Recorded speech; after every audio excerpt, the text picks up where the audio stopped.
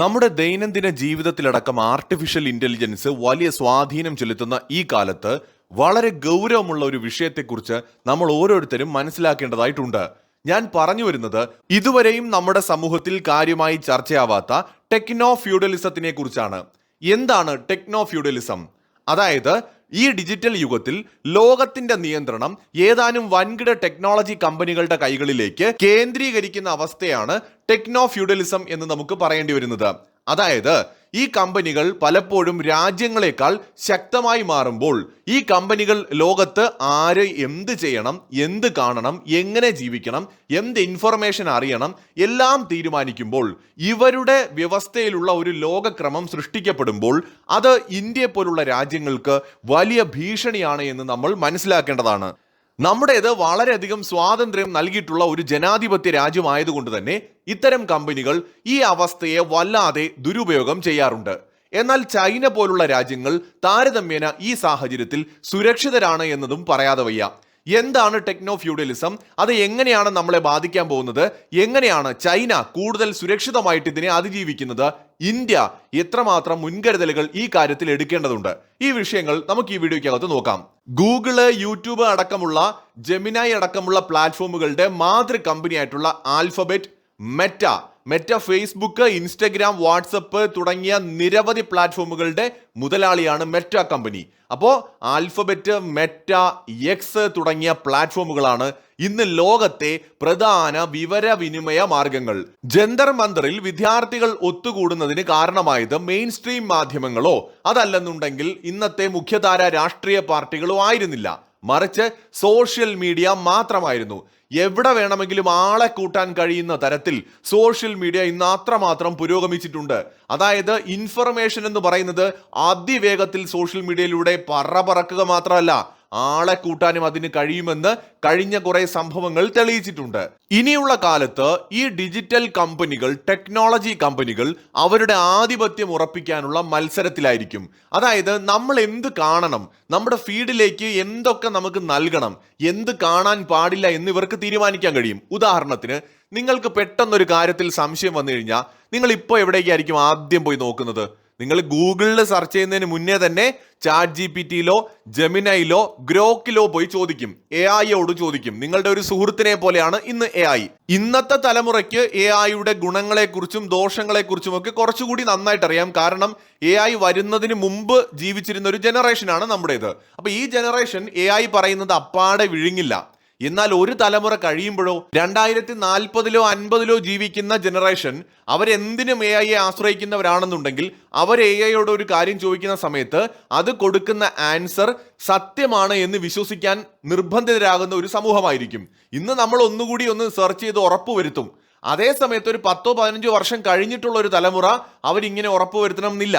ആ സമയത്ത് അവരോട് നമ്മുടെ ചരിത്രവുമായി ബന്ധപ്പെട്ട ഒരു കാര്യം ചോദിക്കുമ്പോൾ AI കൊടുക്കുന്നത് ചിലപ്പോൾ റോങ് ആയിട്ടുള്ള ഒരു ഉത്തരമാണെങ്കിലും അവരത് സത്യമാണെന്ന് വിശ്വസിക്കും. നമ്മുടെ യഥാർത്ഥ ചരിത്രങ്ങൾ, യഥാർത്ഥ സത്യങ്ങൾ, യഥാർത്ഥ വസ്തുതകൾ എല്ലാം മറച്ചു വയ്ക്കാനും വ്യാജമായതിനെ പ്രചരിപ്പിക്കുവാനും തെറ്റായ ഇൻഫർമേഷൻസ് പങ്കുവയ്ക്കാനും ടെക്നോളജി കമ്പനികൾക്ക് എളുപ്പത്തിൽ കഴിയും. അവരെപ്പോഴും ഈ ടെക്നോളജി കമ്പനികളെല്ലാം വെസ്റ്റേൺ കമ്പനികളായതുകൊണ്ട് വെസ്റ്റേൺ ആധിപത്യത്തിനെ സപ്പോർട്ട് ചെയ്യുന്ന കോണ്ടന്റുകളായിരിക്കും ഷെയർ ചെയ്യുന്നത്. സായിപ്പിന്റെ വീരകഥകളായിരിക്കും കൂടുതലും പറയുക. ചരിത്രത്തിൽ നിന്ന് ബാക്കിയുള്ളതിനെല്ലാം മായ്ച്ചു കളയാൻ അവർക്ക് കഴിയും. ഇന്നത്തെ ചരിത്രത്തിന്റെ റെക്കോർഡ്സ് എന്ന് പറയുന്നത് എന്താണ്? വാർത്തകളുടെ റെക്കോർഡ്സ് എന്താണ്? നമ്മൾ ഇന്ന് എഴുതി വെക്കുന്ന ശീലം വളരെ കുറവാണ്. എല്ലാവരും മൊബൈൽ ഫോണിലോ ഇന്റർനെറ്റ് വഴി ജിമെയിലോ അല്ലെങ്കിൽ ഏതെങ്കിലും ഒരു ക്ലൗഡ് പ്ലാറ്റ്ഫോമിലോ ഒക്കെ നമ്മുടെ ഇൻഫർമേഷൻസ് എഴുതിയിടുകയാണ് ചെയ്യുന്നത്. നമ്മുടെ മുഴുവൻ ഡേറ്റയും എവിടെയാണ് ഇരിക്കുന്നത്? മെജോറിറ്റി ഡേറ്റയും അതിന്റെ ഡേറ്റാ സെന്ററുകളൊക്കെ എന്ന് പറയുന്നത് അങ്ങ് അമേരിക്കയിലോ അല്ലെങ്കിൽ യൂറോപ്പിലോ ഒക്കെയാണ് ഉണ്ടാവുക. അവിടെയുള്ള ഡേറ്റാ സെന്ററുകളിലാണ് നമ്മുടെ ഡേറ്റ ഇരിക്കുന്നത്. എന്ന് വെച്ചാൽ നമ്മുടെ ജീവിതം, നമ്മളെന്ന് പറയുന്ന മനുഷ്യനുമായി ബന്ധപ്പെട്ട ഓർമ്മകൾ, ഇതെല്ലാം അവിടെയാണ് സ്റ്റോർ ചെയ്ത് വെച്ചിരിക്കുന്നത്. ഇന്നിപ്പോൾ നമ്മുടെ വീട്ടിൽ ആൽബം വളരെ കുറവായിരിക്കും. നമ്മുടെ ഫോട്ടോകളെല്ലാം നമ്മൾ കൃത്യമായിട്ട് ബർത്ത്ഡേ ആയിക്കോട്ടെ അല്ലെങ്കിൽ മറ്റൊരു നല്ല ദിനമായിക്കോട്ടെ, ഒരു വണ്ടി എടുത്തതായിക്കോട്ടെ, ഇതിന്റെ എല്ലാം ചിത്രങ്ങൾ കൃത്യമായിട്ട് ഫേസ്ബുക്കിലോ ഇൻസ്റ്റഗ്രാമിലോ ആയിരിക്കും നമ്മൾ പങ്കുവയ്ക്കുന്നത്. അതെല്ലാ കാലവും അവിടെ കിടക്കുമെന്ന് നമ്മൾ വിശ്വസിക്കുന്നു. നമ്മുടെ വീട്ടിൽ ഒരു ആൽബം ഉണ്ടാവില്ല, ഒരു റെക്കോർഡ്സും ഇപ്പോൾ ഉണ്ടാവില്ല. പതിയെ അതെല്ലാം മാഞ്ഞുകൊണ്ടിരിക്കുകയാണ്. ഈ ഡേറ്റ കംപ്ലീറ്റ് ഇനി പാശ്ചാത്യന്റെ കയ്യിലാണ് ഇരിക്കുന്നത്. യൂറോപ്യൻസിന്റെ കയ്യിൽ, അമേരിക്കക്കാരന്റെ കയ്യിലുമുള്ള ഡേറ്റാ സെന്ററുകളിലായിരിക്കും ഇരിക്കുന്നത്. ഫേസ്ബുക്കും യൂട്യൂബും ഒക്കെ എവിടെയാണോ അവിടെ.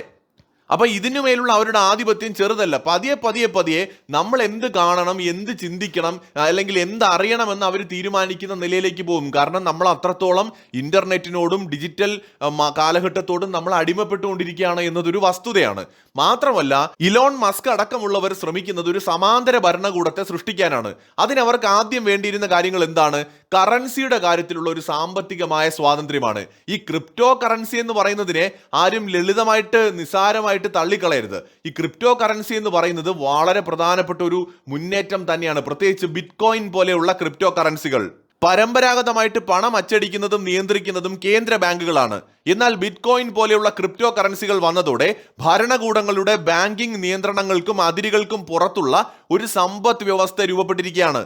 കേന്ദ്രീകൃതമല്ലാത്ത ഈ സംവിധാനം വ്യക്തികൾക്ക് സ്വാതന്ത്ര്യം നൽകുന്നുണ്ടെങ്കിലും പരമ്പരാഗത സാമ്പത്തിക ഭരണത്തെ ദുർബലപ്പെടുത്താൻ ഇത് കാരണമായിട്ടുണ്ട്. അതിരുകളില്ലാത്ത, നിയന്ത്രണങ്ങളില്ലാത്ത, അജ്ഞാത ശക്തികൾ നിയന്ത്രിക്കുന്ന ഒരു സാമ്പത്തിക മേഖല. ഇന്ത്യക്ക് ക്രിപ്റ്റോ കറൻസിയായ ബിറ്റ്കോയിന് മേൽ എത്രമാത്രം നിയന്ത്രണം ഉണ്ടാകും? അല്ലെങ്കിൽ ചൈനയ്ക്ക് എത്രമാത്രം അതിനെ നിയന്ത്രിക്കാൻ പറ്റും? പരിമിതികളുണ്ട്.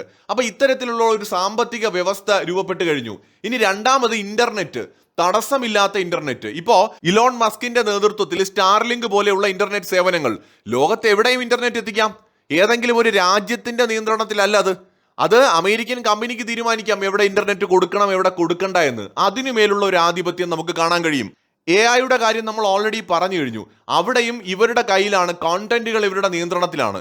നമ്മൾ കൂടുതൽ ഡിജിറ്റൽ ഇൻഫ്രാസ്ട്രക്ചറിലേക്ക് മാറുമ്പോൾ, കൂടുതൽ നമ്മൾ ഇന്റർനെറ്റ് സേവനങ്ങൾ ഉപയോഗിക്കുമ്പോൾ അത് ആരുടെ കയ്യിലാണോ ഉള്ളത് അവരുടെ കൈകളിലേക്ക് കൂടുതൽ പവർ വരുന്നതായിട്ട് നമുക്ക് കാണാൻ പറ്റും. എന്ന് വെച്ചാൽ രാജ്യങ്ങളുടെ ഭരണാധികാരികളെയും ഭരണകൂടങ്ങളെയും ഒക്കെ നിഷ്ക്രിയരാക്കിക്കൊണ്ട് അവർക്ക് ഇടപെടാനോ പ്രവർത്തിക്കാനോ ഒരു സ്പേസ് പോലും കൊടുക്കാതെ ഒരു സമാന്തര ഒരു ഭരണകൂടം, ഒരു ടെക്നോ ഫ്യൂഡൽ വ്യവസ്ഥ കുറെ അമേരിക്കൻ സമ്പന്നർ ചേർന്നുകൊണ്ട് കെട്ടിപ്പൊക്കുന്നതാണ് നമ്മൾ ഇപ്പോൾ കണ്ടുകൊണ്ടിരിക്കുന്നത്.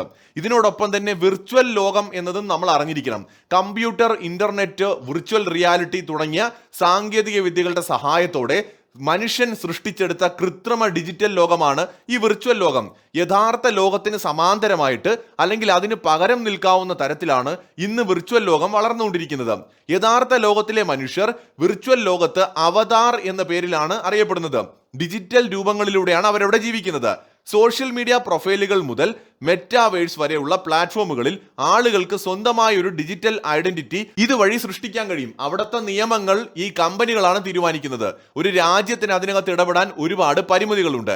യഥാർത്ഥ പണത്തിന് പുറമെ വിർച്വൽ ലോകത്ത് മാത്രമായി ഉപയോഗിക്കാവുന്ന സാമ്പത്തിക വ്യവസ്ഥകൾ വരെ നിലവിൽ വന്നു തുടങ്ങിയിട്ടുണ്ട്. ഇത് പതിയെ പതിയെ മനുഷ്യനെ ഡിജിറ്റൽ അടിമത്തത്തിലേക്കായിരിക്കും നയിക്കുക. യഥാർത്ഥ ജീവിതത്തിലെ ബന്ധങ്ങളിൽ നിന്നും ഉത്തരവാദിത്തങ്ങളിൽ നിന്നും ആളുകൾ അകന്നു പോകുന്നു. വിർച്വൽ ലോകത്തെ വ്യാജമായ ചിത്രീകരണങ്ങൾ യഥാർത്ഥ ജീവിതവുമായി താരതമ്യം ചെയ്യുന്നത് ഒടുവിൽ മനുഷ്യനെ വിഷാദത്തിനും ഒറ്റപ്പെടലിനുമൊക്കെ നയിക്കുകയും ചെയ്യുന്നുണ്ട്. വ്യക്തിഗത വിവരങ്ങൾ ചോരുക, സൈബർ കുറ്റകൃത്യങ്ങൾ, അൽഗോരിതങ്ങൾ വഴിയുള്ള ചിന്താ നിയന്ത്രണങ്ങൾ എന്നിവ ഇനിയുള്ള കാലത്ത് വലിയൊരു ഭീഷണിയാണ്. ഇതിന്റെ എല്ലാം പുറകിൽ വമ്പൻ കമ്പനികൾ തന്നെയായിരിക്കും പ്രവർത്തിക്കാൻ പോകുന്നത്. ഇന്ന് ലോകത്തെ ഭരിക്കുന്ന പ്രധാന ഡിജിറ്റൽ പ്ലാറ്റ്ഫോമുകളെല്ലാം അമേരിക്കൻ അധിഷ്ഠിതമായിട്ടുള്ള പ്ലാറ്റ്ഫോമുകളാണ് എന്ന് ആരും മറക്കരുത്.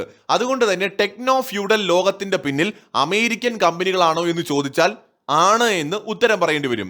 ഇവരെ നമുക്ക് എങ്ങനെ കമ്പയർ ചെയ്യാമെന്ന് ചോദിച്ചാൽ പഴയ ഈസ്റ്റ് ഇന്ത്യ കമ്പനിക്ക് സമാനമാണ്. പഴയ കാലത്ത് വൻ ശക്തികൾ മറ്റ് രാജ്യങ്ങളുടെ ഭൂമി കയ്യേറിയാണ് ഭരിച്ചിരുന്നത്. ഇന്ന് ഈ അമേരിക്കൻ കമ്പനികൾ ആളുകളുടെ ഡേറ്റയാണ് കയ്യേറുന്നത്. ഇതിനെ ഡിജിറ്റൽ കൊളോണിയലിസം എന്നാണ് വിളിക്കുന്നത്. ഒരു രാജ്യത്തെ പ്രമുഖ സ്ഥാപനങ്ങൾ, ഭരണാധികാരികൾ, സാധാരണക്കാർ എല്ലാവരുടെയും വിവരങ്ങൾ സൂക്ഷിക്കുന്നത് അമേരിക്കൻ കമ്പനികളുടെ ക്ലൗഡ് സെർവറുകളിലാണ്.